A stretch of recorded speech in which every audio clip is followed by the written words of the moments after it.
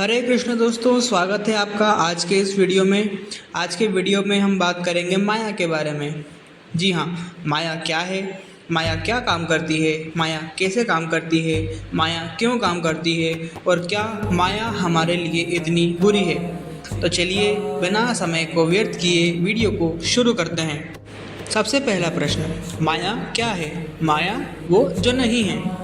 हम जीवात्मा अग्नि की चिंगारी की भांति हैं। चिंगारी में अग्नि के सभी गुण होते हैं, परंतु हम स्वयं अग्नि की भांति शक्तिशाली नहीं होते हैं। इसीलिए चिंगारी अग्नि से अपनी ऊर्जा प्राप्त करती है।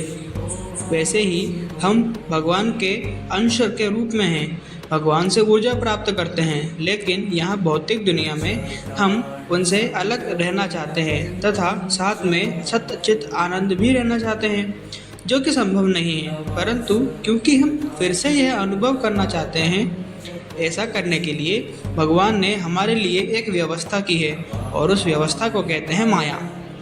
माया हमें ऐसे भ्रम में रखती है कि हम यहाँ सच्चित आनंद का अनुभव कर अनंत आनंद पा सकते हैं। हमें हमेशा ऐसे भ्रम में रखती है कि अनंत आनंद बस एक कदम ही दूर है। मुझे ये मिल जाए फिर मैं खुश, मुझे वो मिल जाए फिर मैं खुश। यह धन, यह संपत्ति, सुंदरता, स्त्री, यश, इन सभी की इच्छाएं दिलाने हमें भ्रम में रखती है कि इन इच्छाओं की पूर्ति से हम वो परम सुख को प्राप्त कर लेंगे। पर वो सब मात्र वही है, भ्रम। हालांकि इसलिए नहीं कि यह वास्तविक नहीं है, यह सब वास्तविक ही है, परंतु इसलिए क्योंकि वो अस्थायी है। ये टिक नहीं सकता क्योंकि उसका स्वभाव ही है असत, अस्थायी, यानी कि क्षणभंगुर। परंतु ऐसा क्यों? क्योंकि प्रकृति बनी ही अचित से है, भौतिक द्रव्य से, अष्टांगिक अचित द्रव्य से, जो कि है 5 स्थूल तत्व, जो कि है धरती, पानी, आग, वायु और आकाश, और 3 सूक्ष्म द्रव्य, जो कि है मन, बुद्धि और मिथ्या अहंकार। यह 8 द्रव्य तथा उनके संयोजन से ही संसार की समस्त भौतिक वस्तुएं बनी हैं, जिससे समस्त ब्रह्मांड बना है, प्रकृति बनी है। तो माया का काम क्या है, आइए जानते हैं। सरल शब्दों में समझे तो माया का काम है हमें हमेशा ये सोचने पर विवश करना कि यदि हम ऐसा करेंगे, वैसा करेंगे, ये पाओगे, वो पाओगे, फिर अनंत रूप से सुख होगा। परंतु जब ऐसा करते हैं तब कोई ठोस सुख नहीं मिलता। बार बार एक नया छलावा देती है कि अब ये पालो फिर सुखी हो जाओगे, और फिर वो पाने के लिए हम दिन रात गधे की तरह मेहनत करते हैं, और अंत वो भी मात्र सुख की मृग तृष्णा ही सिद्ध होती है। और ऐसे ही हमें माया सुख दुख और जन्म मृत्यु के चक्र में फंसाए रखती है। अभी आइए समझते हैं कि माया कैसे काम करती है।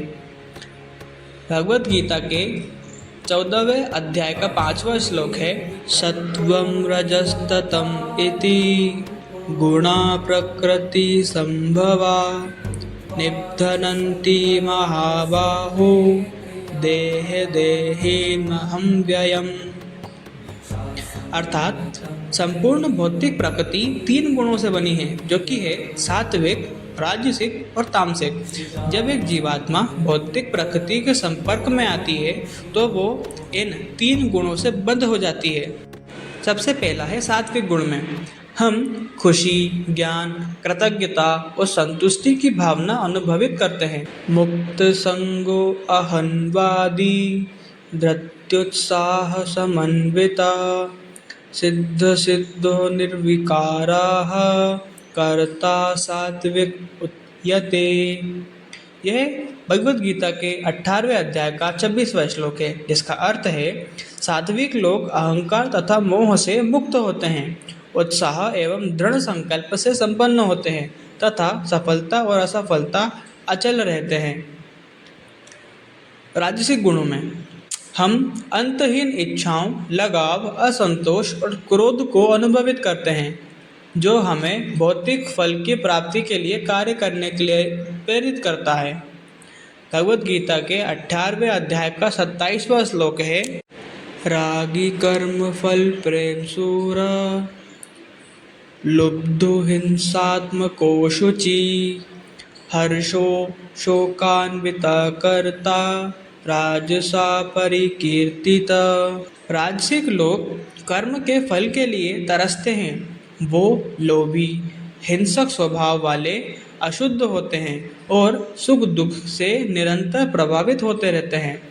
इसके बाद है तामसिक गुणों में हम आलस्य, पागलपन, निद्रा, निष्क्रियता का अनुभव करते हैं तथा अपने ज्ञान को ढक कर भ्रम में रहना पसंद करते हैं। भगवद गीता के 18वें अध्याय का 28वां श्लोक है, अयुक्तः प्राकृतस्तब्ध, शठो निष्कृति कौशला, विषादी दीर्घसूत्री च, कर्ता तामस उच्यते। अर्थात तामसिक लोग अनुशासनहीन, अशिष्ट, हठीले, छल करने वाले, आलसी, निराश और हर काम में विलंब करने वाले होते हैं। अभी हम जैसी इच्छाएं रखते हैं उसके आधार पर प्रकृति के ये 3 गुण हमें कार्य करने को प्रेरित करते हैं। फिर उन कार्यों के लिए प्रकृति के अनुसार या तो पुण्य कर्म के फलों का आनंद भोगने या पाप कर्म की सजा भोगने के लिए हमें इस भौतिक ब्रह्मांड में बार बार जन्म लेना पड़ता है। हम सोचते हैं कि हम प्रकृति के नियमों को तोड़ मरोड़ कर उसमें से जितना हो सके सुख और आनंद निचोड़ लेंगे, परंतु होता यह है कि प्रकृति को भोगने के प्रयास में वो हमें ही उसकी जटिलताओं में उलझा देती है और कुछ अस्थायी सुख की खोज में हम स्वयं को दुखों के इस भवसागर में हमेशा के लिए बंदी बनाए रखते हैं।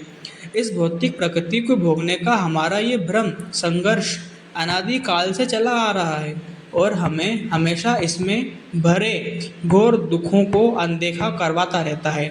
हमारे आचार्य भौतिक जगत में मिलते उन छोटे से सुख की तुलना चूहे के जाल में लटके पनीर के टुकड़े से करते हैं, जिसे पाने के लिए चूहा स्वयं को दुखों के जाल में फेंक देता है, जैसे हम अपने आप को अटल दुखों से भरे इस भौतिक अस्तित्व में फेंक देते हैं। परंतु कौन से हैं वे अटल दुख, आइए जानते हैं। भौतिक संसार के 4 अटल दुख हैं, जन्म, मृत्यु, जरा यानी कि बुढ़ापा और व्याधि यानी कि रोग। ये 4 दुख ब्रह्मांड के हर जीव के लिए निश्चित हैं, जिनसे कोई नहीं बच सकता, तथा इनके उपरांत 3 प्रकार के अचल दुख तो है ही, जो कि है पहला आध्यात्मिक यानी कि आदि और आत्मिक दुख, जो हमारा अपना तन और मन हमें देता है, जैसे कि बीमारियाँ, घाव, निराशा जो कि डिप्रेशन, चिंता, व्याकुलता यानी कि एंजाइटी और मानसिक त्रास एवं पीड़ा।